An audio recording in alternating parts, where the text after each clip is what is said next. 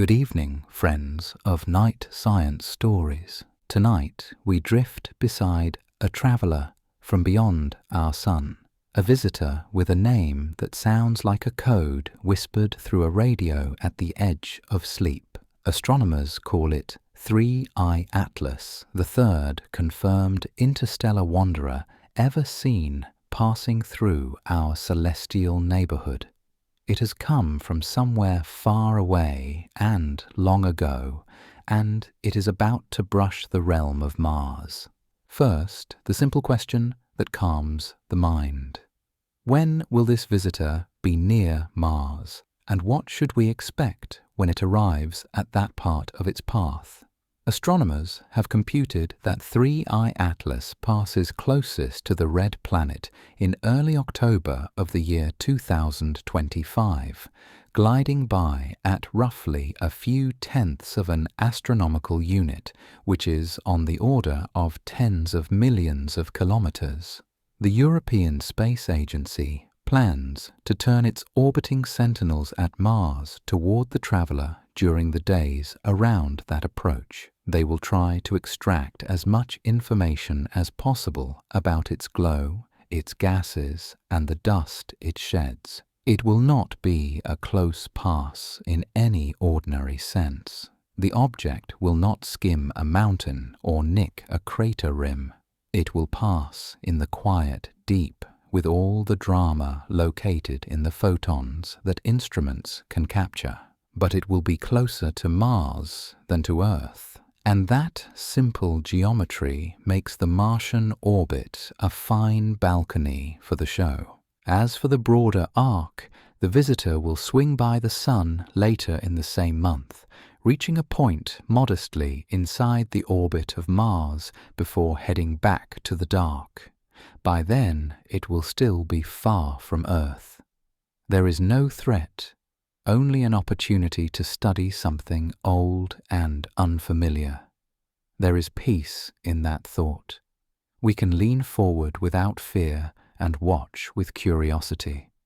Picture now a scene tuned for wonder. The sky is still. A subtle tint emerges around the interstellar traveller, at first like a hint behind frosted glass, and then, with time and heat, like a lantern green. This is the image that has swept across observatories and night sky forums, a colour that sometimes appears in comets of our own solar system when particular molecules are torn apart by sunlight and then recombine and fluoresce. Photographers and observatories have caught that emerald whisper in September skies. Some studies suggest that molecules such as dicarbon or cyanide may help paint that colour, though the balance is still being measured and confirmed. These are not colours like the paint in a studio. These are colours born of electrons jolted and released, and then coaxed back to their quiet states, radiating at very specific wavelengths as they calm down. Like a choir of atoms humming one note. The effect can be mesmerizing through a telescope and soothing to the mind when turned into a story. Now, let us step back to the moment when the story left a digital fingerprint on a nightly scan. The discovery of 3-Eye Atlas began with patience, a routine sweep of the sky by a set of telescopes that watch for moving points of light that do not belong to the logbook of known objects. The system is called the Asteroid Terrestrial Impact Last Alert System, and its telescopes now watch from several continents, scanning most of the sky every clear night. On a quiet date at the start of July in the year 2025, the Chilean station in that network noticed a fainter moving object that refused to behave like the rest. Follow-up data flowed in. The orbit solutions grew more precise. The numbers insisted that this was no bound member of the Sun's long family. The eccentricity, a measure of how open a path is, was greater than 1. That tiny fact is like an unlocked gate. It marks an orbit that is not a loop but a curve that comes in from the outside and then goes away again forever. Within days, the community agreed, and the third interstellar visitor of the modern era received its name.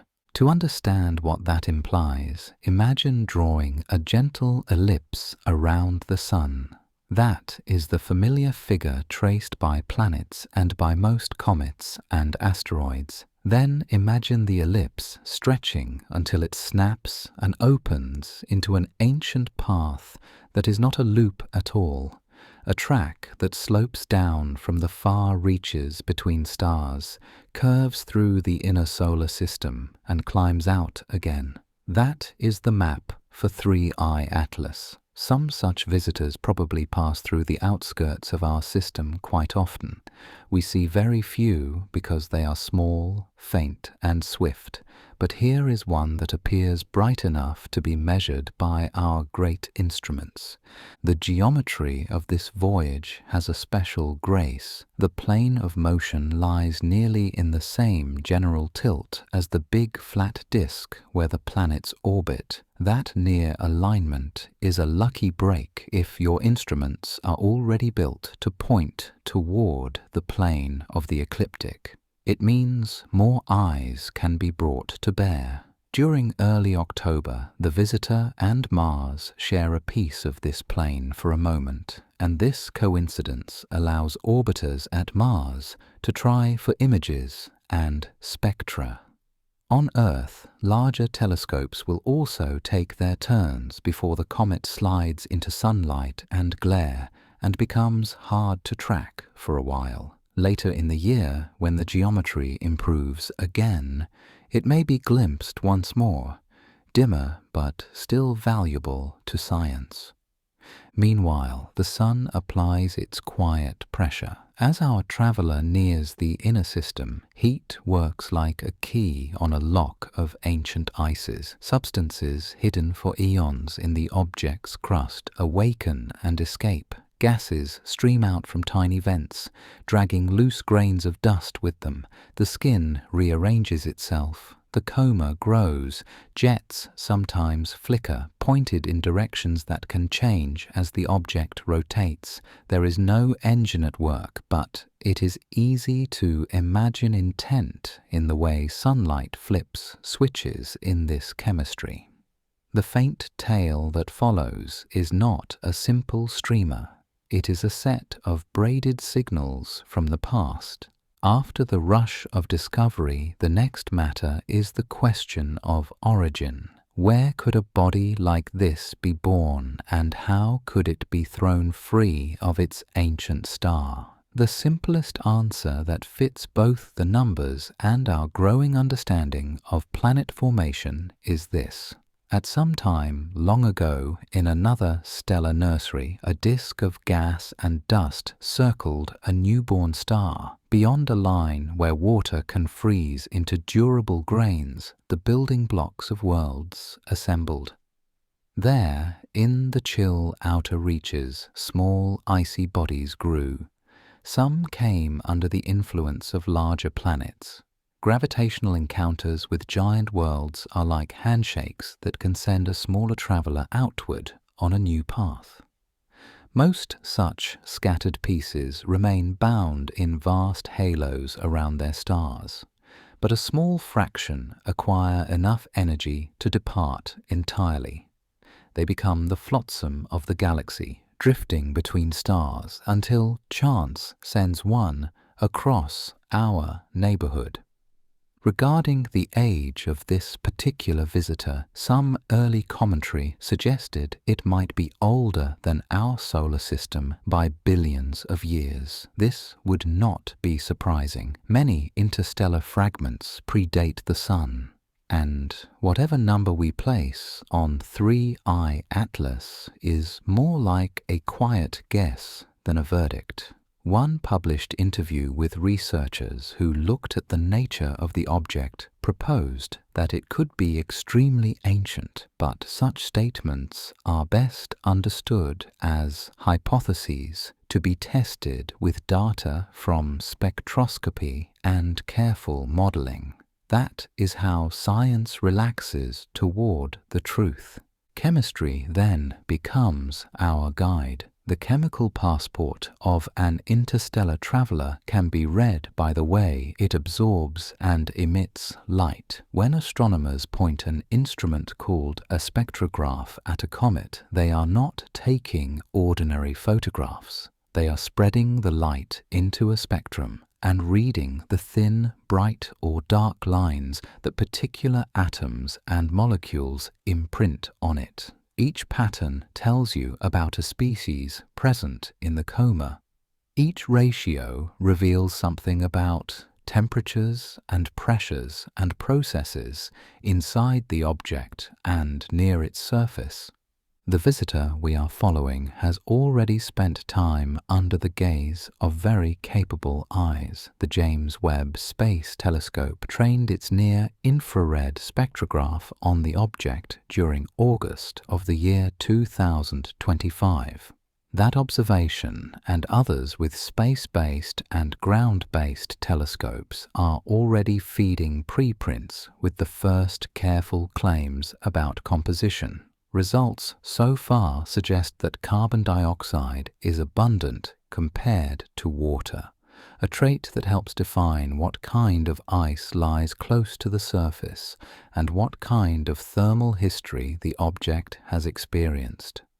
It will take repeated observations from different observatories to refine these ratios and to build a model that explains how heat flows in the crust and how fresh materials are exposed as sunlight bites deeper into the skin. Even before very precise numbers are settled, the visual story has given us a clue. That green shimmer we mentioned earlier is a phenomenon known from some comets, and it often traces the presence of dicarbon, a molecule that glows a particular green when sunlight breaks it apart and the fragments recombine. Cyanide can also contribute in some circumstances. The balance depends on the mixture of volatiles in the ice and on the temperature, which rises steadily as the comet approaches the Sun. In the case of 3I Atlas, images and early spectra hint at such chemistry, and there is an active community watching to see which molecules dominate as warming continues. The color is an aesthetic detail that doubles as a tool. If you have ever watched a painter test pigments along a canvas edge, you know the feeling. Here the pigments are gases and the canvas is darkness and the brush is sunlight. There is an older and subtler signature in cometary chemistry that astronomers long for when they look at an interstellar object. It is the set of isotopic ratios locked into the ices. For water, it is the ratio of deuterium to hydrogen. For carbon, it is the balance between carbon with 12 nucleons and carbon with 13. For nitrogen, it is a similar rhythm. These ratios are like dialects in the language of matter. They carry the accent of the birthplace. Comets from our own outer system speak one way. Interstellar comets may speak another. The James Webb Space Telescope and other instruments can sometimes separate these voices if the signal is strong enough and the timing is right. If we can hear that accent in 3I Atlas, we may learn whether its nursery was a warm disk like the one that formed Jupiter and Saturn, or a colder and more remote environment with a different mix of radiation and dust. Let us return to motion, because motion is the quiet percussion of this story. The orbit of 3I Atlas is hyperbolic. The word simply means that the curve you would draw on paper if you plotted the object's position is a hyperbola rather than an ellipse. It is open, not closed. This is the signature of escape. The object crossed an invisible border where the sun's gravity is in balance with its own motion. That is what we mean by interstellar. It also means that the only meeting the visitor will have with Mars is one of perspective. The planets and this object share a small volume for a short time. Nothing more is required for valuable science. Planets, like Mars, can act like mirrors for the instruments that accompany them. When you orbit a planet that the comet will skirt, you can look at the comet from the side rather than from the bottom of Earth's bright and messy atmosphere. The European Space Agency operates an orbiter called Mars Express and another called the Trace Gas Orbiter. Both hold instruments that can take spectra, if the viewing geometry and the timing are kind. Those spectra will reveal the fingerprints of molecules in the cometary coma. That is the hope, and the agency has said it plans to try. The effort will be a careful balance of technical possibility and the weather of space. On Earth, the Hubble Space Telescope, with its sharp eye above the atmosphere, has already contributed photographs that help track the evolution of the coma. The newer spacecraft, called SphereX, a mission designed to survey the sky in many infrared colors, has also collected data. When you hear that multiple observatories are working together on one target, you can imagine a set of hands around a single piece of glass. One hand polishes, one hand holds it up to the light, one hand turns it. By the time they are done, the object starts to resolve, not into a simple picture, but into a set of measurements linked by theory. What should we expect to learn as the story passes Mars? The most likely gains are slow and cumulative. There may be refinements to the size of the nucleus. Right now, estimates span a range because the coma can hide the physical core. If gas production rates can be measured more precisely, they will help constrain the size and the texture of the surface. There will be further work on rotation, perhaps a light curve that indicates whether the nucleus tumbles or spins steadily. There may be surprises in the way the coma brightens with increasing sunlight. Ordinary comets are creatures of habit. Interstellar comets may carry habits unknown to us. Even when behavior resembles what we already know, the exact ratios of gases can tell us how chemistry differs in the laboratories of other stars. It is also reasonable to expect the unexpected in the green glow. Some comets intensify their color as they warm, but others become more neutral as dust production ramps up and mutes the spectral features that make the green so apparent. The balance changes with time and distance from the sun, and that change is a lantern for the patient. When the lunar eclipse of mid-September offered a darker sky to photographers and observers, images of the comet's color sparked new questions that will be answered only by repeatable measurements and careful modeling. Photographs enchant, spectra explain. We need both. Alongside the poetry of color and motion runs a steady stream of careful reassurance. Some voices on the periphery of the conversation like to suggest dramatic interpretations when an interstellar object behaves in a way that seems unfamiliar. It is a natural human impulse to fill the dark with intention. But the consensus among mission scientists and experts who measure these things professionally is calmer and cooler. 3. I-Atlas follows a path aligned with our physics and appears to behave like a natural comet. It will pass safely. It offers no threat and requires no worry. What it asks for, in a gentle way, is our attention. How do astronomers draw so much meaning from such a small light in the sky? Part of the answer lies in the collective nature of the work. The telescopes that form the Discovery network do not get tired. They collect blips. Those blips turn into lists. The Minor Planet Center ingests those lists and runs them against a database of known objects. A candidate is flagged. A call for follow-up goes out. Larger telescopes and skilled amateurs respond. Positions are measured against background stars. A provisional orbit is fit. New measurements arrive. The orbit gets better. With an interstellar object, the eccentricity crosses a threshold and the conclusion becomes unavoidable. The curve is open. The visitor is not ours. There is a quiet thrill in such moments. The mathematics speaks as plainly as a voice in a room. Another part of the answer lies in the language of spectroscopy that we touched on earlier. When the near-infrared spectrograph aboard the James Webb Space Telescope dissects the light from this comet, it tells us whether simple and abundant molecules dominate or whether more complex species appear as well.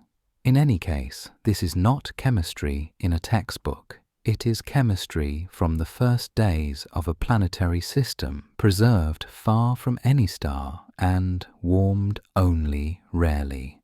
The relative amounts of water, carbon dioxide and carbon monoxide point toward the temperature conditions in the nursery where the ice formed. Ratios of isotopes record even deeper truths about the clouds of gas and dust that fed the disks around young stars in that region of the galaxy.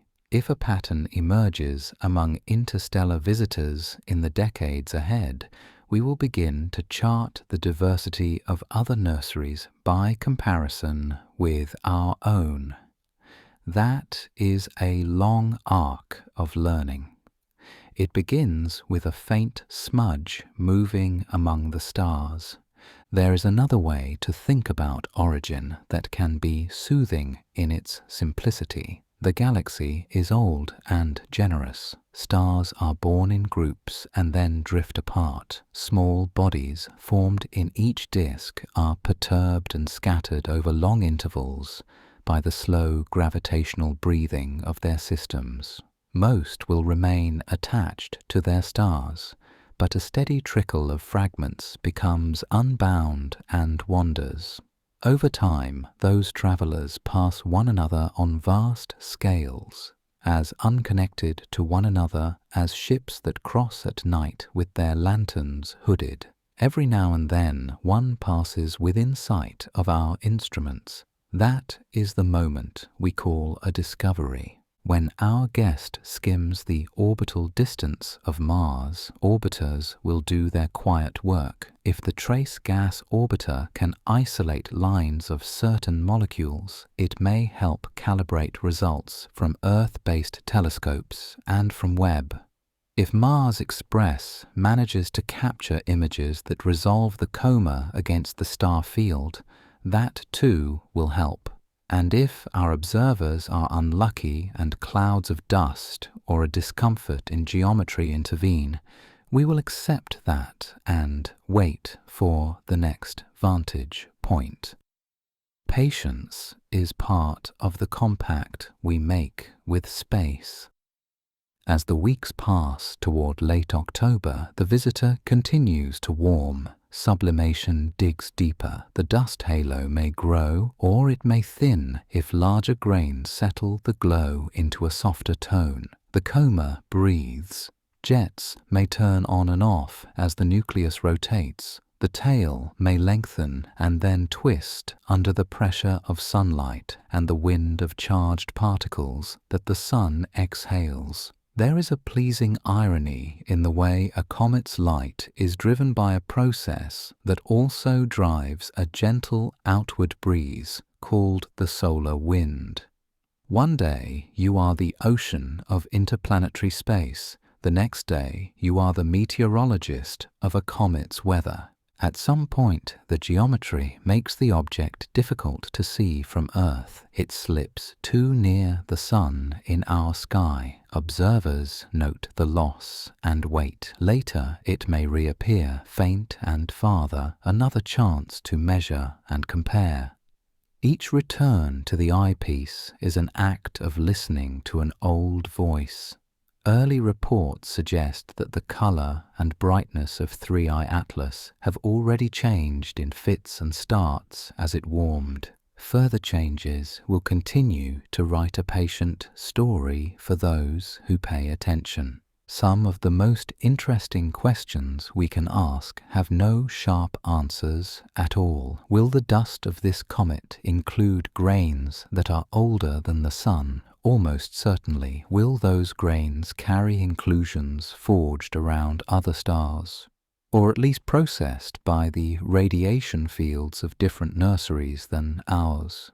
Very likely. Can we isolate these grains here on Earth? That is far more difficult. Interstellar dust does fall into our atmosphere and can be trapped on special collectors high in the air or in the clean snow of remote places.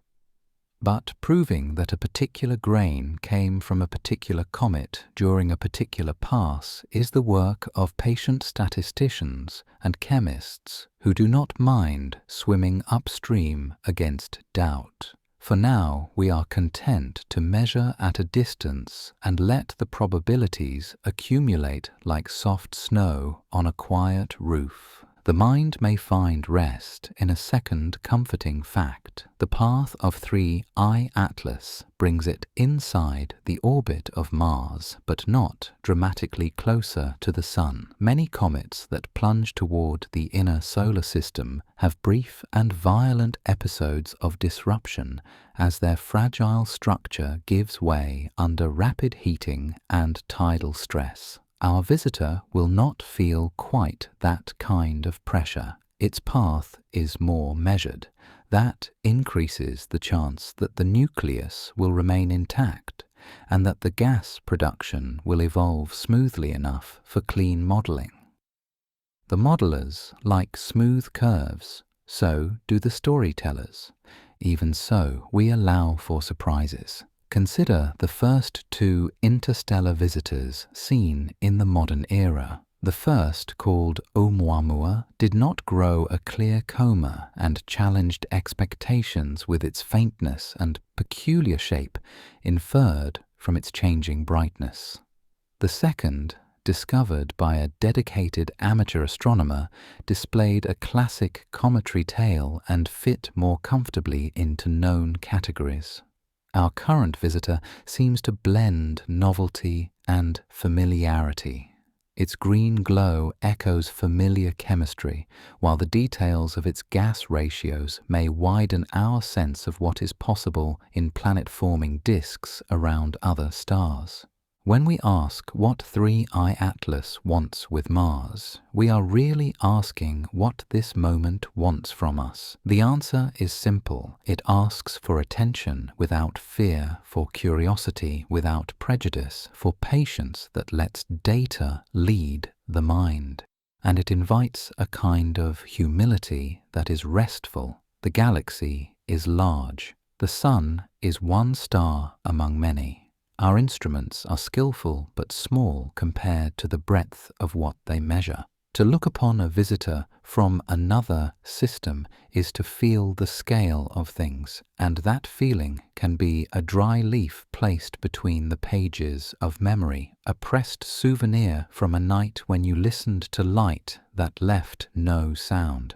Let us picture in a gentle montage what the orbiters at Mars might do on the day when the comet is nearest that world. A sequence of exposures taken through filters, a spectrum taken in the infrared and another in the ultraviolet, carefully corrected for the thin atmosphere of Mars if it strays into the scene. A small drift in the measured center of brightness as jets turn on and off, a thread of data packed and sent across millions of kilometers to a dish near Madrid or Canberra, then to a laboratory where someone who has been watching the sky since childhood leans in to see the lines and shapes, that person smiles, not because the discovery is dramatic, but because it is clean. Now we reshape our view to think about heat. Heat is the author of cometary change. In the cold between stars, volatile compounds lock into matrices with dust and other ices. As sunlight grows stronger, different volatiles unlock at different temperatures. Carbon monoxide and carbon dioxide can leave the surface at lower temperatures than water. The balance of these ices near the surface and the ability of heat to move inward sets the pattern in which gases emerge. If carbon dioxide is abundant and water is relatively subdued at a given distance from the sun, the coma will look and behave one way. If water dominates later, the flavor changes. That wave of change is something we can watch and measure with the patience of astronomers and the calm of listeners at bedtime.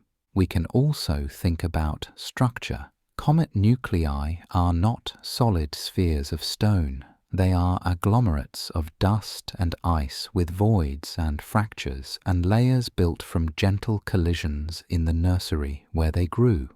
Some spin steadily, some tumble in a more complex dance. As gas escapes, the flow can provide a tiny thrust that alters the rotation, and that in turn changes which parts of the surface warm each day. Over weeks, this feedback can transform the map of activity in subtle ways. No single photograph can tell the whole story. A time series is a poem that knows its own rhythm. The spectrographs that read a comet's light often look for forbidden lines, which is a historical term for transitions in atoms and molecules that are improbable and so occur only in very thin gases where collisions are rare. In cometary comae, these lines can be sharp against the dark and carry information about species that would be overwhelmed in denser conditions. Observing them is like listening to the highest harmonics of a bell after the main tone has faded. When the Trace Gas Orbiter or Mars Express look for such lines, they will be taking advantage of a sky at Mars that can be extraordinarily clear in the relevant wavelengths. From Earth, we too can look when the geometry permits, but the air above our heads sometimes rushes and blurs, and the glow of ordinary human activity can sneak into delicate measurements. The quiet of Mars is a gift in such moments. A further aspect of the chemical passport that is worth pondering in the dark is the possibility of complex organics. Cometary ices often contain molecules with carbon chains and rings, fragments that are familiar in the laboratory and that have been found in comets from our own solar system. If 3I Atlas carries a similar catalogue, the exact mix and the ratios will speak to the conditions in the disk of its birth. Was the radiation field there rich in ultraviolet light that breaks apart longer chains? Was the disk dustier, offering more surfaces for molecules to assemble upon? Each answer is another patch in a quilt that is slowly coming together after decades of study. The presence of carbon dioxide in unusual proportion to water would be interesting because it would suggest that the window we are catching into the comet's layers is one in which volatiles that escape at lower temperatures dominate. That can be a surface effect or a consequence of history. Did the object linger in a region where the heat flux set its near-surface composition through slow cooking? Or did impacts rearrange the crust so that pockets of carbon dioxide-rich ices lay close to the light? The models are careful and slow to decide, and they change with new data. For now, the serene thing to say is that the first reports support a picture in which carbon dioxide is plentiful, and that this will be tested further as observations accumulate from different instruments. We return again to the question of what to expect as the Mars encounter draws near. Expect diligence. Expect small adjustments to the orbit based on better astrometry. Expect observing plans that include contingencies for pointing and exposure time. Expect that even if the comet is too faint for some instruments, the act of trying will leave useful lessons for the next target. Space science is a generational project. Each observation does double duty. It tells us about the object in front of us and about the limits of our own tools. Expect also a deepening of the green story. If dicarbon is responsible for much of the color, there may be changes as bright as a painter choosing a new palette midway through a canvas. If cyanide contributes, its spectral lines will show it. If other uncommon molecules appear, they will add notes to the chord. The result will not be a finished score, but a sketch that lets us hum the theme until another interstellar visitor arrives for the next movement. In the background, you may still hear distant debates about unusual behavior and exotic hypotheses. These debates are not harmful when they are framed responsibly. They remind the public that uncertainty is part of discovery. But it remains important to keep the center of the conversation anchored to measurements and to the consensus that emerges from them. In the case of 3I Atlas, the agencies that steward our telescopes and our models have been clear and calm. The object is behaving like a natural comet and will remain far from Earth. Those are good words to sleep on. As you rest in this story, consider the final quiet metaphor. An interstellar comet is like a message written in an old language that only partially overlaps with our own. We read the letters we recognize and guess at the rest. The light a comet reflects and emits is like the ink of that message.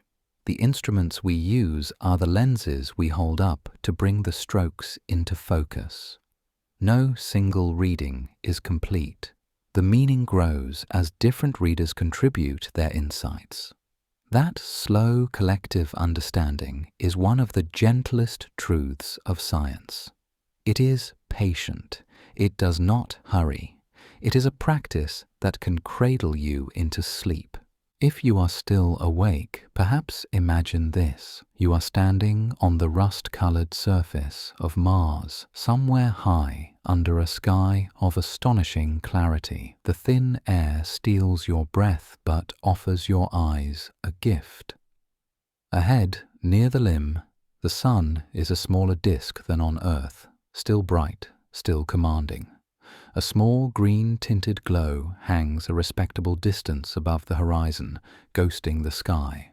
A spacecraft circles above you, one among several. On board, a spectrograph spreads that glow into a rainbow band and writes delicate lines into a file.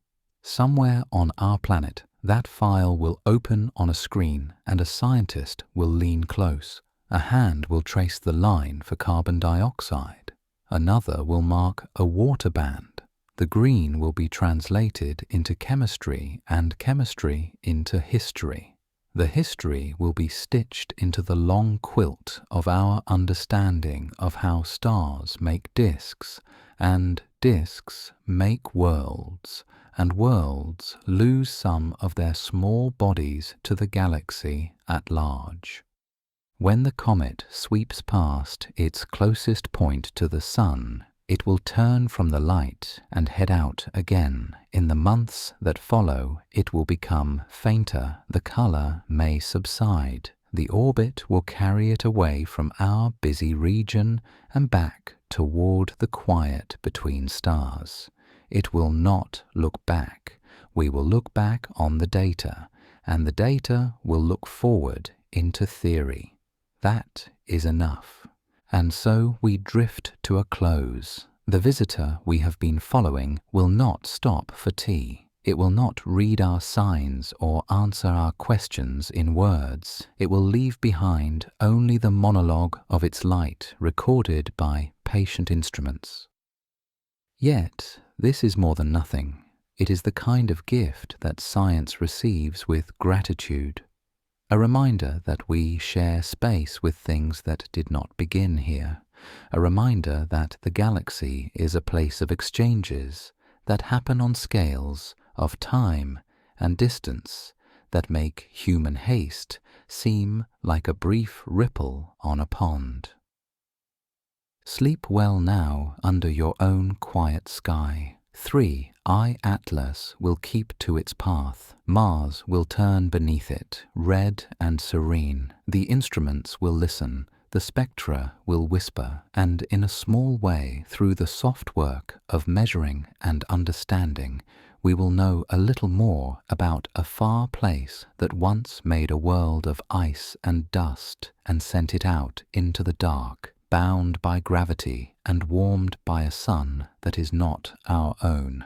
The color arrives first, like breath upon glass. The faint veil around the traveler deepens from grey to a tender emerald, a hue that seems to float rather than to sit upon the dark. The mind wants a simple cause, a pot of paint overturned somewhere in the heavens. Yet what we are seeing is the patient work of light acting on matter so thin you could walk through it without noticing. The coma is a theatre of photons and molecules. Sunlight slips in as a stream of energy. It meets a procession of fragile compounds rising from ice that has slept for ages. Bonds loosen, fragments form. The fragments glow as they relax, each with a voice of its own. Among those voices, one is especially clear to human eyes. It is the glow of dicarbon, a molecule of 2 carbon atoms that sings in a narrow band of green. The rhythm of that song was first charted in the 19th century by the Scottish physicist William Swan, who studied the colours that appear when carbon-rich gases burn with a clean flame. He found patterns that only made full sense later, once the quantum nature of light and matter became a language we could speak. When a comet's coma contains parent molecules that can fall apart into dicarbon under the gaze of the sun, that green note appears. It is not paint. It is a promise kept by electrons that have been pushed and then allowed to fall back toward calmer states. The wavelength where the glow is strongest sits in the neighborhood that our eyes recognize as green, around a value that spectroscopists can recite from memory. If you ever see an image of the coma with a concentrated green near the nucleus and a paler tone in the tail, it is because dicarbon is born close to the surface and then destroyed quickly by ultraviolet sunlight as dust and gas drift away. The tail carries dust for long distances. Dicarbon does not survive that long journey. It is a local singer, not a traveler. Another contributor that astronomers have learned to recognize is cyanide, which also radiates in the visible and the near ultraviolet when broken apart by sunlight. The word cyanide is often linked in human stories to danger, but in the quiet of a cometary coma, it is simply a radical with an electron structure that likes to glow when nudged. Together, dicarbon and cyanide can paint a palette that shifts subtly as the comet warms. The ratio between them, and between other molecules such as carbon monoxide and carbon dioxide and water, tells scientists about the layers near the surface, the temperature at which each gas escapes, and the family tree of the parent compounds hidden in the ice. This is the chemistry of awakening. Far from the sun, in deep cold, molecules are locked in place among grains of dust and water ice. As the traveler glides inward along its open path, heat arrives softly at first, and then more insistently. You can imagine a thermal wave creeping downward into the nucleus, not as a sharp front, but as a gentle tide that reaches pores and fractures and pockets. In those spaces, ices give up molecules that have not seen sunlight since before our own world formed. Some gas species respond at lower temperatures, so they flow early. Others require a little more warmth. The result is a staggered release with a fingerprint that changes week by week. Dicarbon is usually not a primary resident. It is a child of other compounds, a fragment born when sunlight unties larger structures. That is why the green is a sign of process as much as it is a sign of inventory. It tells us that light is working and that time is passing. One delicate feature of this photochemistry is the correspondence between the flow of gas and tiny forces that act upon the nucleus. When gas jets out of a vent, it imparts a small push. That push can alter the spin of the nucleus over days and weeks. A small change in rotation changes which patches of terrain face the sun at local noon. That, in turn, changes where sublimation is strongest. You can think of it as a slow feedback loop between light and spin and venting. From Earth, it looks like a subtle flicker in the coma or a braided texture in the tail. From the perspective of physics, it is a conversation in which sunlight asks a question and the comet answers. In the calm of late night, one can enjoy a further nuance that makes the green feel almost like a character with moods. The efficiency of the fluorescent glow depends on how often a given molecule is struck by the right kind of photon compared with how often it collides with other particles. In the thin coma near the head, collisions are rare, so the photon-driven transitions are free to sing clearly. Farther out, where density falls even more, the molecules can be torn apart before they travel far.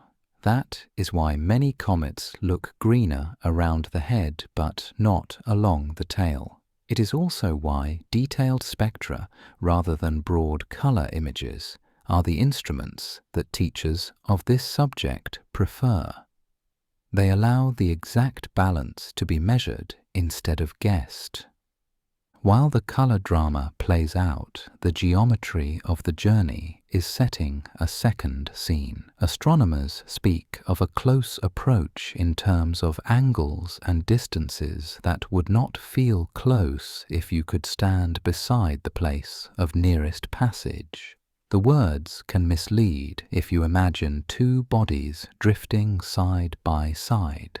The meeting near Mars is a meeting only in the language of perspective. The object we are following will pass at a comfortable remove, far beyond any boundary where Mars could tug it or be tugged in return.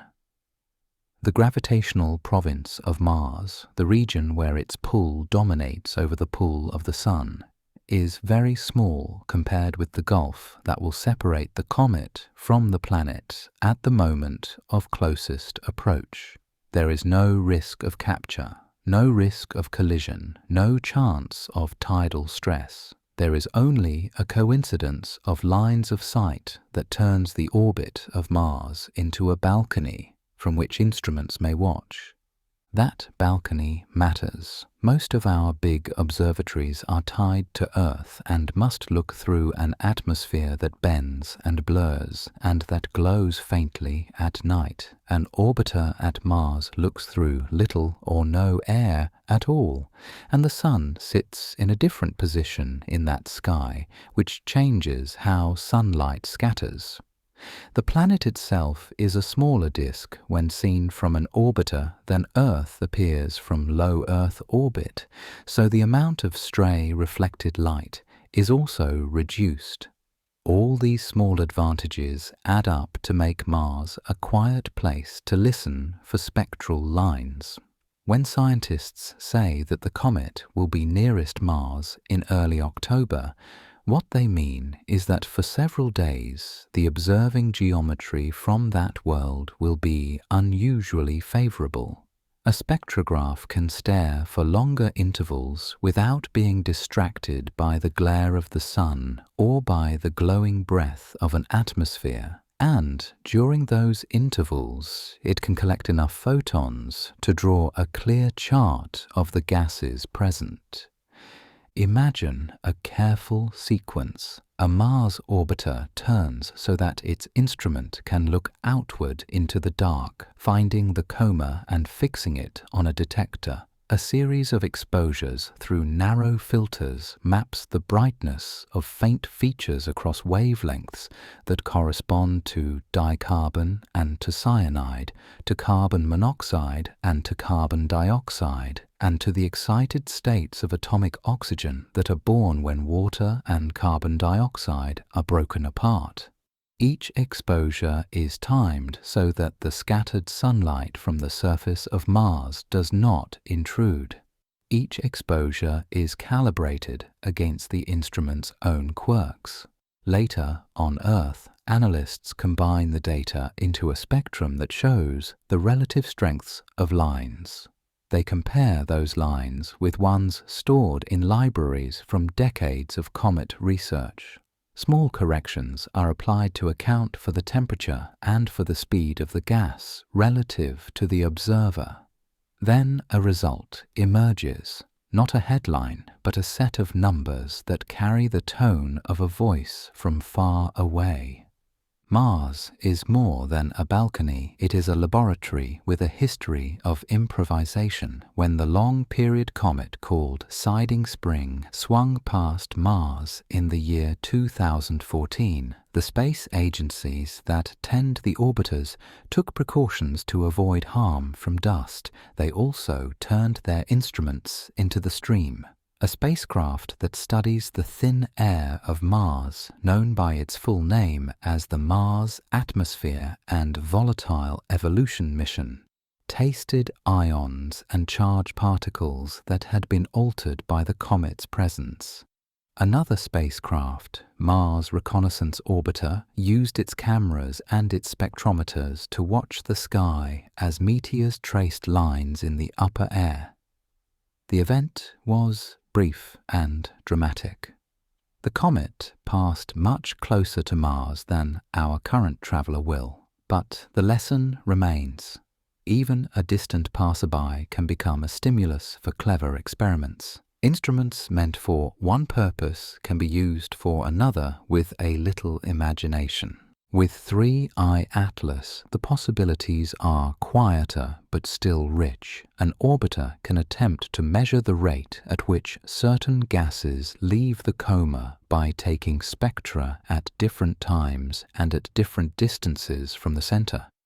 From variations in brightness and in line ratios, scientists can infer how sunlight is changing the chemistry and how quickly parent molecules are being broken apart.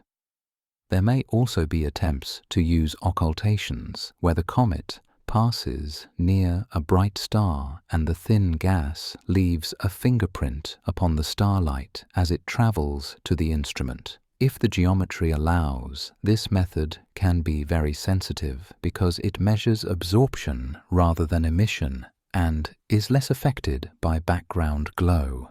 Dust is another theme. The thin halo around the nucleus contains grains of many sizes, some as fine as smoke, some larger than sand. These grains scatter sunlight in ways that depend on their size and their composition, and on the angle at which they are viewed. Mars orbiters and Earth-based telescopes can collaborate by looking at the coma from different angles within the same day, which helps break degeneracies in models. If the grains are fluffy aggregates, they will scatter light differently than if they are compact spheres. The difference speaks to how the grains formed and what they have endured.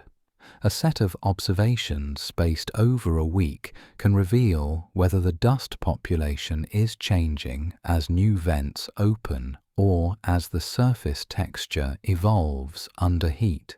Down on the surface, rovers carry cameras that sometimes look up. They watch clouds and dust devils and, every now and then, meteors. The mast camera systems on recent rovers are capable of recording the night sky with careful preparation.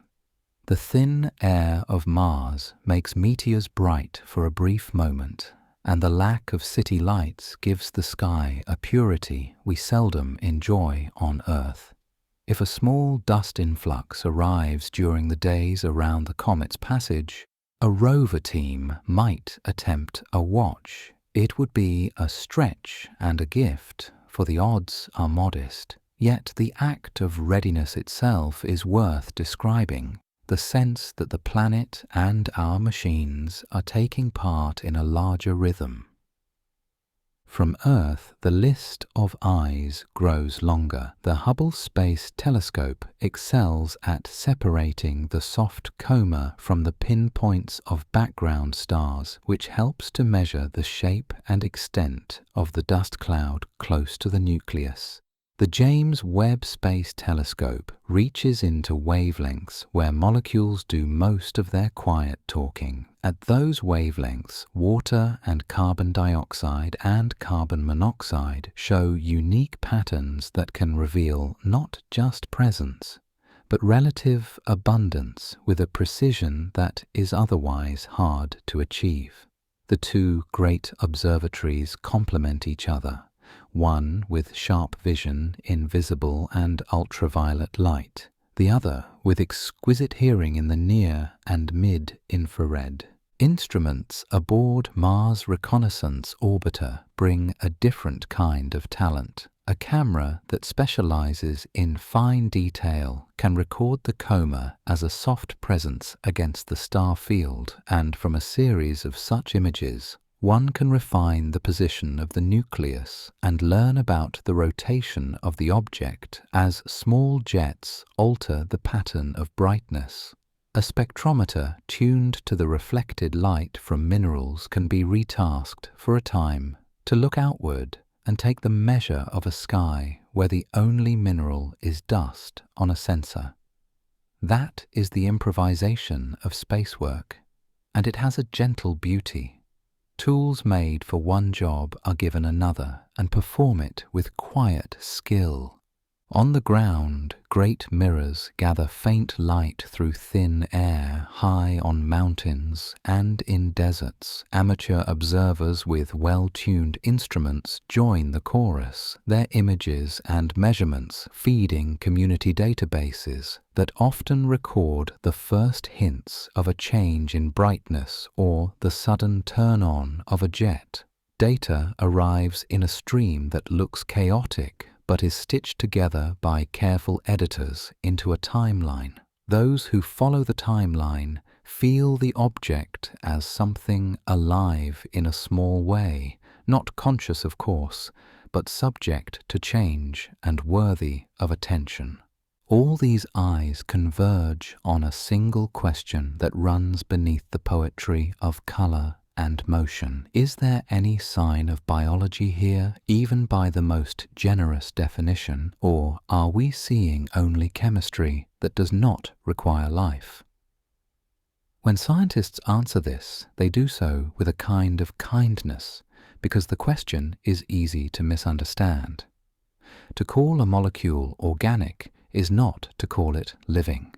In cometary science, the word organic means only that carbon is present in a particular form, often bound with hydrogen and sometimes with oxygen and nitrogen. The cosmos makes such molecules freely in many places where no life stirs. Interstellar clouds host them. Meteorites carry them. When a comet displays such molecules in its coma, it offers not a sign of life, but a sign of rich chemical heritage. Even so, there are signatures that would draw attention if they were observed together in unusual ways. The relative amounts of certain gases that are released at the same time can be a clue to the processes that made them. If a gas that ought to be rare appears in surprising abundance near another gas that requires particular conditions to form, the combination may raise a flag that says, "Look again, something interesting is happening." But none of these flags alone, and very few together, would justify a claim of biology. Life announces itself most clearly through patterns of complexity and through departures from equilibrium in environments where no known abiotic process can maintain those patterns.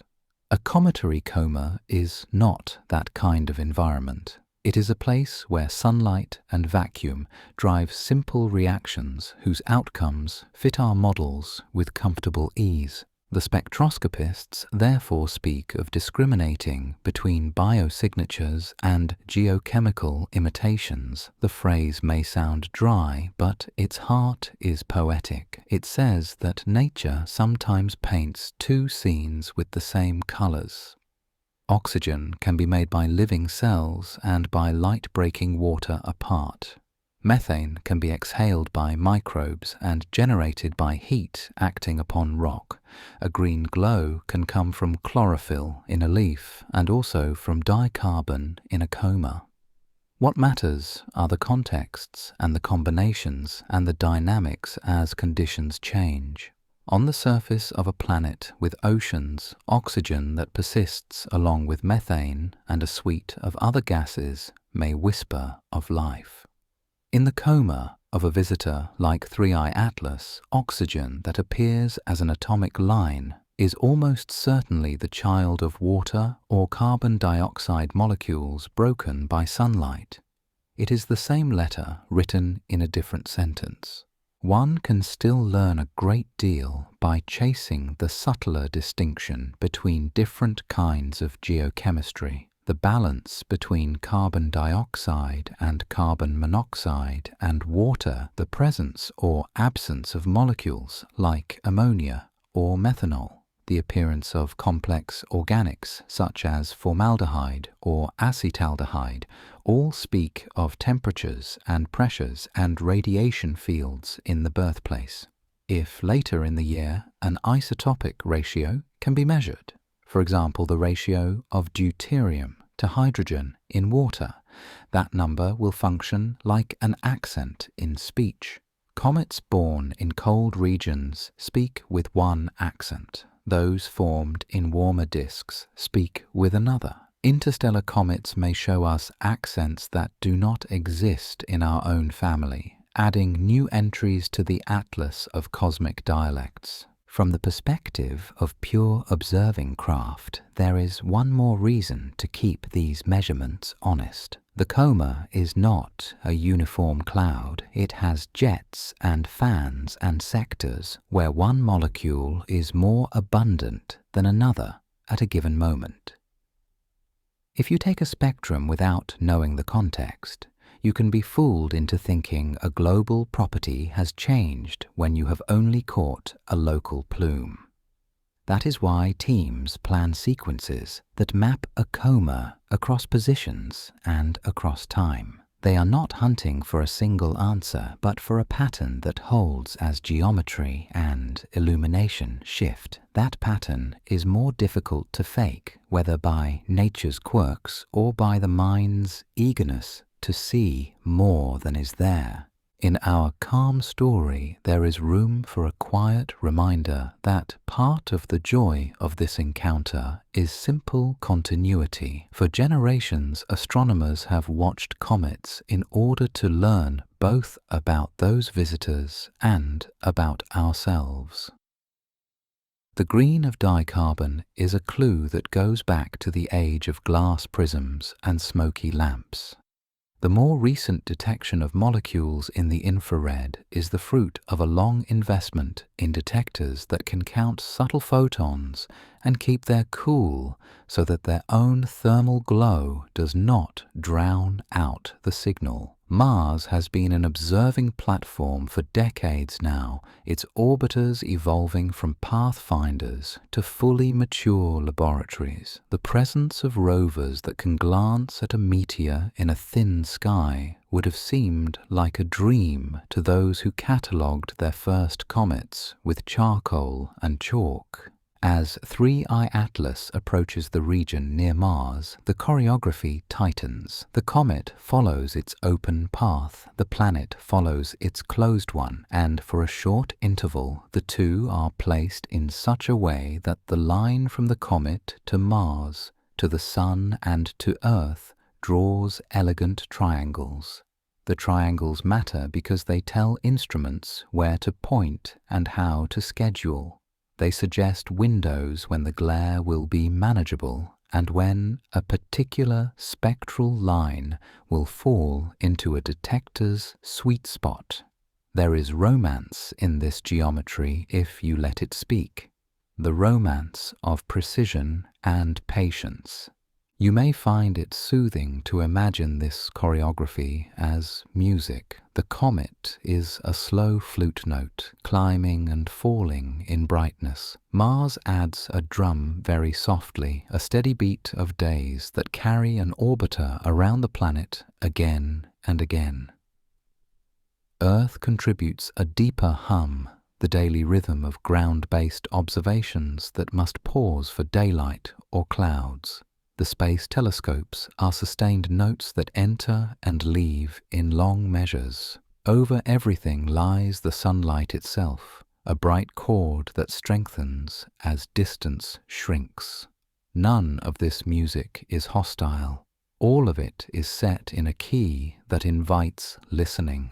The heart of the green remains our companion through these measures. The molecules that make it sing are born and unmade in a dance that is delicate and quick compared with the span of a human life. That delicacy is one reason the color feels alive when you look at it. It is the product of processes that happen now, not a fossil imprint from long ago. That is the real meaning behind the phrase awakening of far ice. The traveller is not waking like a sleeper from a dream. It is ice that is waking to light, and light that is waking a chemistry that was set in place in a dark nursery somewhere between the stars. A gentle diversion may help the mind rest while keeping it engaged. Think of a candle flame in a quiet room. At its base, the flame is blue, where the mix of gases and temperatures produces certain excited states. Higher up the flame is yellow and warmer in tone. In an observatory's instrument, the colors of a comet can be as specific as the colors in that flame, each telling you what is happening at that point. The difference is that a comet's flame is not a burning. It is a fluorescent glow in a vacuum where atoms and molecules have the room to express their quantum steps in full. A candle is consumed. A coma is emptied into space and renewed from within as long as the ice supply and the sun's patience hold. There is a pleasing semantic feature to the question in our title that can lull the mind into a reflective mood. What does 3I Atlas want with Mars? Of course, it wants nothing, for it does not want at all. Yet the phrasing invites us to assume intention and then to let that assumption fade. What remains is our own desire to learn. Mars is a fellow traveler on the inside of the comet's curve. It offers its orbit and its sky. We offer our instruments and our careful habits. The comet offers its light and its chemistry. From that exchange, we make meaning. On rare nights when the sky is clean and the air is steady, the resolution of our instruments reaches toward the dreams of the engineers who built them. In such moments, Hubble can separate the coma from the background so clearly that models of the dust distribution can be tested with confidence. James Webb can sort the whispers of molecules in a way that a generation ago would have seemed like magic. If a rover happens to watch a meteor that very night, we will have a 3-level choir singing in harmony: the distant path, the planetary lab, and the local sky. The deeper wonder, which you can take with you into sleep, is that all of this rests upon patterns in light that are as reliable as the rules of grammar. A photon corresponds to a difference between energy levels. A line in a spectrum corresponds to transitions that obey selection rules learned with care over more than a century. Molecules carry symmetries that can be read like poems once you know the language. None of this is arbitrary. It is the alphabet of the world. Our green guide carries us finally to the threshold of the question about life and chemistry with a grace that avoids drama. We do not need to borrow thrill where none is offered. Instead, we can enjoy the difference between a system that requires life to keep it balanced and a system that runs on sunlight and cold and time. A cometary coma is the latter. It is the clean work of light on ice. It can be complex. It can surprise. It can carry building blocks that elsewhere become the food of living cells. But by itself, it is a stage for physics and chemistry, not biology. The comfort in this truth is that it leaves room for honest wonder without the weight of speculation. If one day in the future a mission flies to a comet from beyond our sun and collects a sample that returns to Earth, then questions about isotopes and complex organics will be answered with a precision that only a laboratory can supply. Until then, we listen from afar. Listening is enough for now. It lets us know the accent of a distant nursery. It lets us understand the green. It lets us see Mars not as a target, but as a perch. And it gives night a narrative that the mind can follow down into rest. There is quiet assurance in the way each observer plays a part. The European Space Agency tends its orbiters and their time, and schedules are pulled like threads so that an instrument can have the dark it needs. The National Aeronautics and Space Administration sets its telescopes on the new target and updates guiders and trackers to handle a point that moves in a way that stars do not. The communities of professionals and skilled amateurs share their measurements through channels that have grown mature and efficient. The rhythm of uploads and archives and low voice notes of caution is as soothing as a metronome. The comet does not linger for us. It crosses the plane of Mars and goes on. The green, if you look for it with the right tools, may surge and then fade. The gases that made it will continue to leave the surface until the supply at that depth is spent, or until the distance from the sun grows again and the thermal wave retreats. The dust will follow its own rule, held briefly by weak gravity and then released to join the long tail that points away from the sun. The nucleus will keep its spin or change it by small amounts as new vents open and old ones close. None of this is a crisis. All of it is a conversation between ice and light that runs at the pace of days and weeks. From this vantage, the difference between a biosignature and a geochemical imitation is not a battleground, but a lesson in patience. Signals can look similar. Context matters. When a claim requires extraordinary evidence, the requirement is not a gate to keep people out. It is a ceremony that honors the fact that the world is subtle and that our tools, as good as they are not perfect. To sit with that knowledge at night can be calming. It takes the pressure away and leaves only curiosity. In the end, the answer to our question is simple and kind. 3. Atlas wants nothing with Mars. We want Mars as a place to watch, and the comet as a thing to watch. Between those wants, science finds its work and its rest. The green glow is a page illuminated not by a painter from legend, but by the everyday generosity of sunlight. The meeting at a distance is only a drawing in space, a clean geometry that for a few days lowers the noise and lifts the signal. The experiments are the human touch, the way we make meaning from light and time. The eyes of our species are many. Their gaze is steady. The difference between life and chemistry is not a cliff, but a meadow, where we walk slowly, listening for the change in the song that would tell us we have crossed a boundary into something new. Until that song is heard, we have this one, the soft green hum of dicarbon above an old world, and the patience to let it play.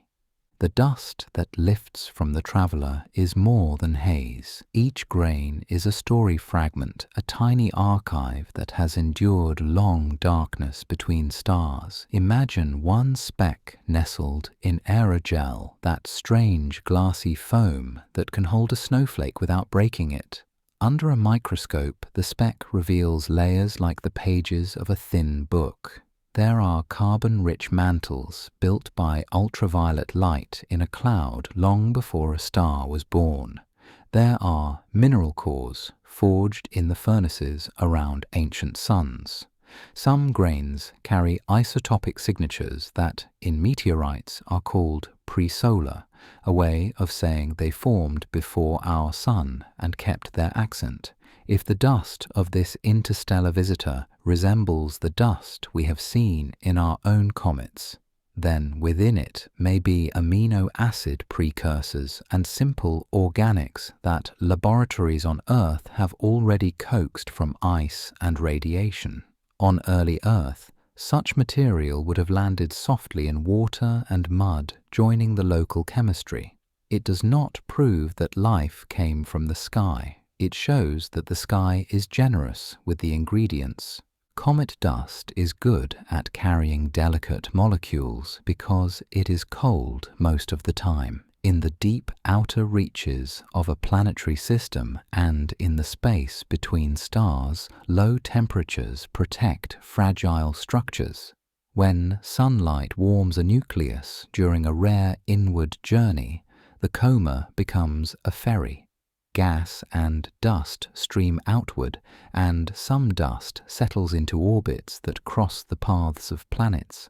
Over millions of years, that is enough to deliver a gentle drizzle of organics and minerals to worlds that are still cooling.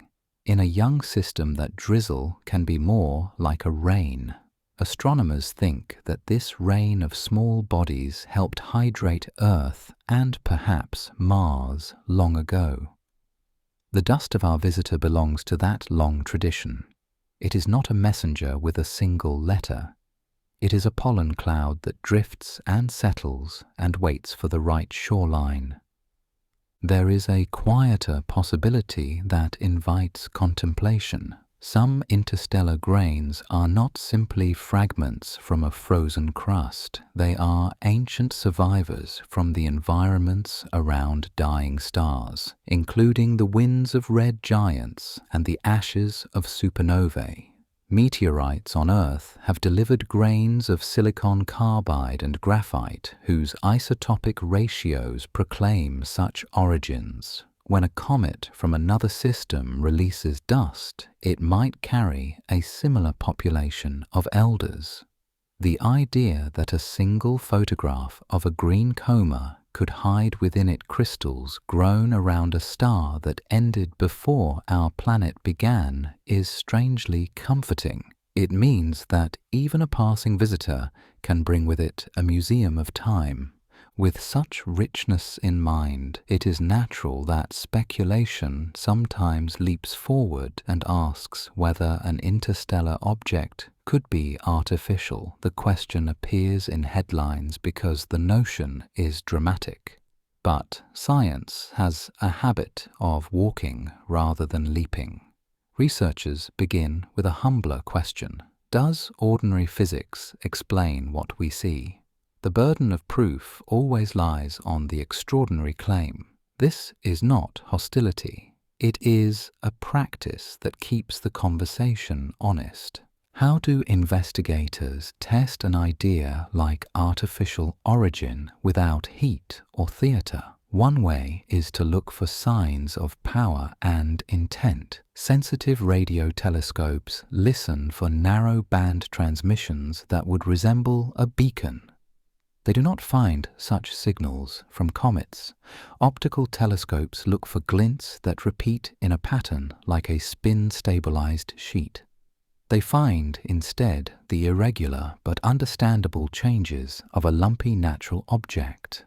High-resolution spectra search for manufactured alloys through their unique absorption features. They find instead the familiar fingerprints of gases born of sunlight and ice. When a small, non-gravitational acceleration appears, as it did for the first interstellar visitor, teams ask whether sunlight pushing against dust or gas flow from volatiles could be enough to explain it. New models are tried. Measurements are repeated. The game is not to win a debate, but to account for the data with the least number of assumptions. The persistence of such speculation speaks to a deep human impulse. We look into the dark and imagine company. There is no harm in that as long as tests are clear and criteria are strict. In the present case, the green coma and the measured gases speak the language of chemistry and sunlight. The simplest reading is that our traveller is a natural comet that has come from a nursery beyond our own and is now showing us the contents of its shallow layers. That reading is not boring. It is full of meaning. It connects one world's birth to another across the gulf between stars. To understand what Mars adds to the conversation, we drift back in time. Mars once wore a different face. Orbital images show ancient valleys that braid across highlands. Those valleys look like the work of running water over long intervals. Not a few storms, but ages of flow. Rovers have found rounded pebbles that only streams can shape. There are minerals that form in the presence of water. Clays called phyllosilicates and sulfates that crystallize as brines evaporate. Some regions carry a faint signature of carbonate, telling of waters that once balanced acids with bases. The history is nuanced.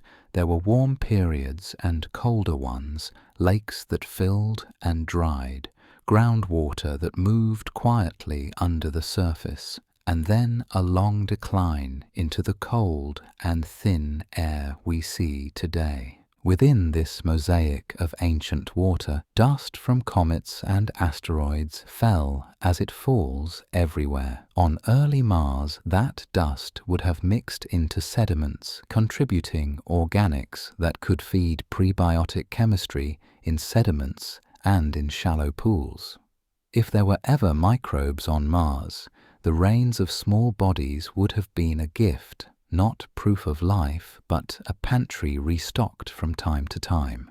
To think about this is to relax into a kind of continuity that has nothing to do with drama. Chemistry is slow, time is generous, worlds borrow from one another through the community of small bodies that cross orbits. Today, Mars is a whisper of its former self. The air is thin, mostly carbon dioxide, and pressures at the surface would barely rock a straw in a glass if you could drink under that sky. Water shows itself as frost and as seasonal trickles of brine that are debated and watched with caution. The planet is dust-rich. Winds lift fine grains into the air and sometimes wrap the globe in a pale cloak that dims sunlight for weeks. In some years, a single storm grows until it becomes a world event. In other years, dust rises in smaller swirls called dust devils that paint paths on the ground and sweep panels clean on our machines. Interplanetary dust is part of this present-day life. Each day, a thin rain of micrometeoroids falls onto Mars, faster than any breeze, and too small to make a crater. When they burn in the upper air, they create what physicists call meteor smoke, tiny particles that serve as seeds for high clouds.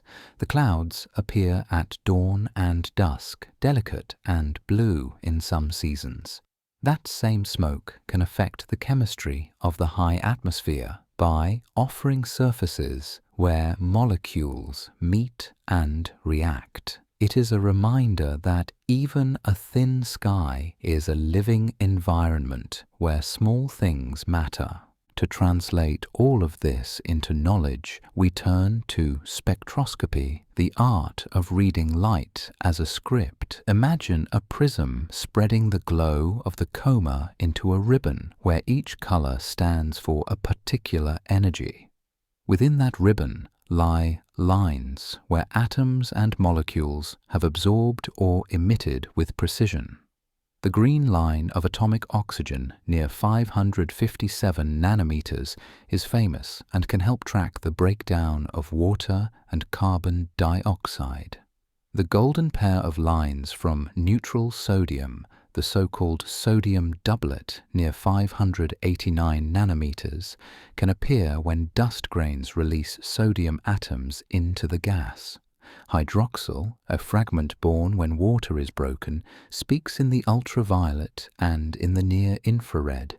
Carbon monoxide and carbon dioxide speak with strong voices in the infrared at wavelengths around 2000 and 3000 nanometers and beyond. Each voice tells a part of the story. Together they reveal proportions and temperatures and the slow turning of the nucleus if the lines shift with time. Spectroscopy is also a clock. Line ratios change as sunlight grows stronger and as the coma expands. If a jet turns on, the local density increases and some lines are suppressed by collisions. If the gas cools as it drifts, the distribution among energy levels changes and the pattern of lines shifts accordingly. By watching the same parts of the coma over hours and days, observers can reconstruct the rhythm of activity. It is not a drama of explosions. It is a gentle breathing that instruments can hear. The wider context for our visitor includes two earlier guests. The first interstellar traveler we noticed arrived in the year 2017. It carried no bright coma and moved like a shard, its brightness rising and falling in a way that suggested an elongated shape or a complex tumble. Its path included a small acceleration that did not fit gravity alone. Later, work showed that outgassing of volatile ices or a push from sunlight on a porous surface could account for this without adding exotic ideas. The second interstellar visitor came in the year 2019. It was clearly a comet, with a tail and a coma and a spectrum that looked comfortable beside those of comets from our own outer system. It told us that some wanderers are familiar. This third visitor seems to sit between the two, friendly to our instruments with its green chemistry and at the same time distinct in some of its ratios. The trio reminds us that the galaxy produces a variety of small bodies and that our view will sharpen as more examples pass through. With each one, we add a tile to a mosaic of other planetary systems. The tiles do not need to match. The beauty of a mosaic lies in patterns that emerge over time.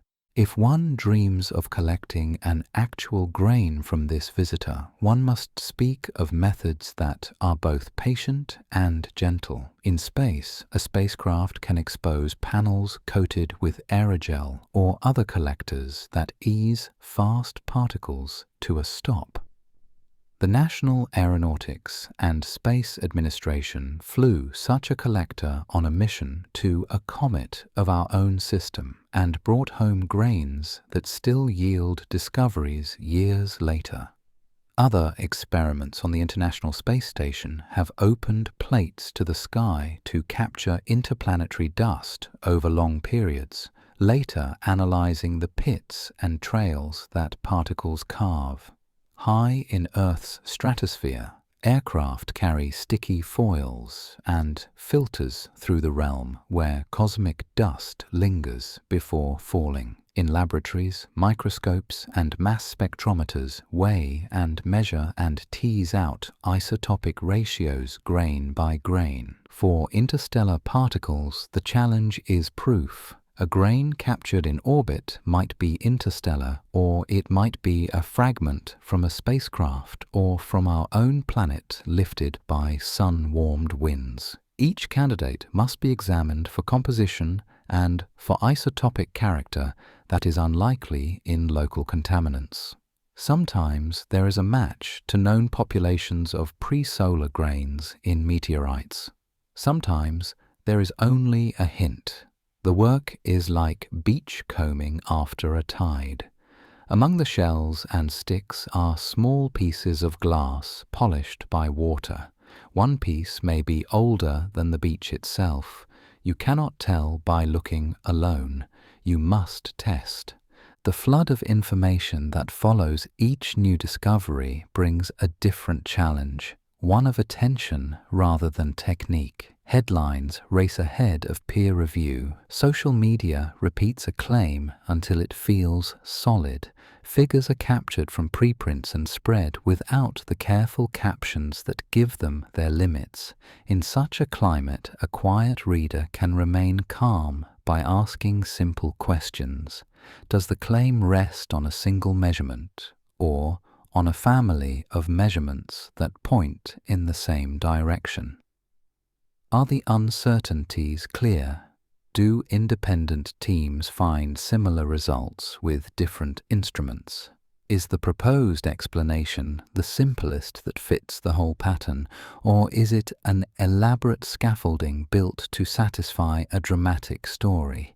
These questions are a kind of lullaby for the rational mind. They slow the pulse of excitement just enough to keep the signal clear. They also honor the way science grows. Most discoveries arrive as increments, not as revolutions.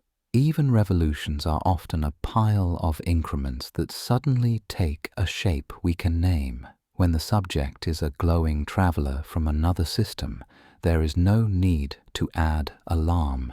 The object is beautiful and strange enough as it is.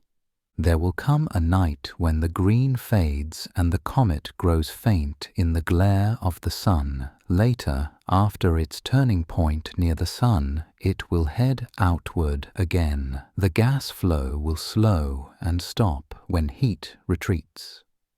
The dust will spread along the path like a thin memory. The nucleus will carry the scars of jets that opened and closed. Instruments will fall silent and data sets will be archived with careful labels and calibration files and notes on how to use them. Students not yet born will one day open those files and ask new questions with tools not yet built. That is one of the best parts of this kind of science. The object goes on, but the knowledge does not vanish. It ripens in storage. In the archiving, you can picture a gentle procession. Observers submit measurements to the centers that keep ephemerides and reflect geometry. Spectra are placed in public archives once proprietary periods expire.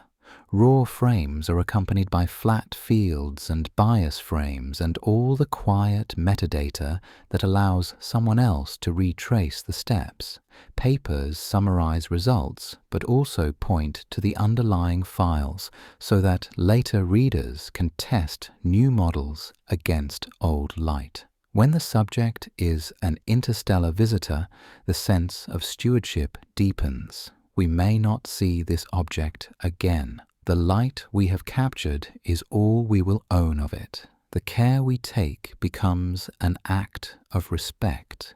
Meanwhile, Mars will have turned beneath it many times. Dust devils will have written their ephemeral calligraphy upon the ground. Thin clouds will have drifted along at dawn. If any meteor flares above a rover, it will leave only a fleeting mark on the memory of a machine and on a file that a human later opens. Those moments will be threaded into the larger story, perhaps as footnotes, perhaps as lovely curiosities that say more about our efforts than about the comet itself. In the quiet after the passage, comparisons will deepen. The first interstellar shard with no bright coma will seem less lonely next to the second that was every inch a comet, and the third that wears a green mantle, and a chemistry that tempts spectrographs to lean in. Patterns will be proposed. Do interstellar visitors tend to carry more carbon dioxide near the surface than ordinary comets do? Do their dust grains show a different distribution in size? Does their color change with sunlight in a way that hints at a different layering in their crusts? Each answer will be tentative. With each new visitor, the answers will shift until a consensus settles like dust in a beam of sunlight. What, then, does this traveler want with Mars? The answer remains that it wants nothing. The better question is what Mars and Earth and our instruments want with the traveler. We want a look into another nursery, a peek at how chemistry and time behave under a different star. We want to test our understanding of comets by stretching it across interstellar space. We want to use Mars as a quiet listening post and Earth as a well-lit laboratory and the rest of the solar system as a set of vantage points that together make a gentle stereoscope. There is a final image that rests easily in the mind. Think of a dark ocean under a clear night. Far away, a ship crosses the horizon. You cannot see its hull, you cannot hear its engines, but you can see for a few minutes the lanterns on its mast. Green and gold and white, and from those colors and the way they move, you can tell its course and its size and even something about its purpose. The ship does not know you exist. It is going somewhere you will never visit. Yet, for a few minutes, it is part of your night. You watch, you learn, and then it is gone. The sea remains, and you are a little wiser. So it is with 3I Atlas and Mars and us. The comet sails on its ancient course. The planet turns, a red world with old scars and present winds. Our instruments record and hum. The lines in spectra and the curves in charts become sentences in a language we can read. The green that began this chapter fades, but leaves a memory that will color how we see the next visitor and the next. In that way, a single guest from other worlds changes our view of Mars and of ourselves, not by shouting, not by demanding, but by showing us that the universe is a place where patience is rewarded and where even a faint whisper from far away can carry wisdom across the dark.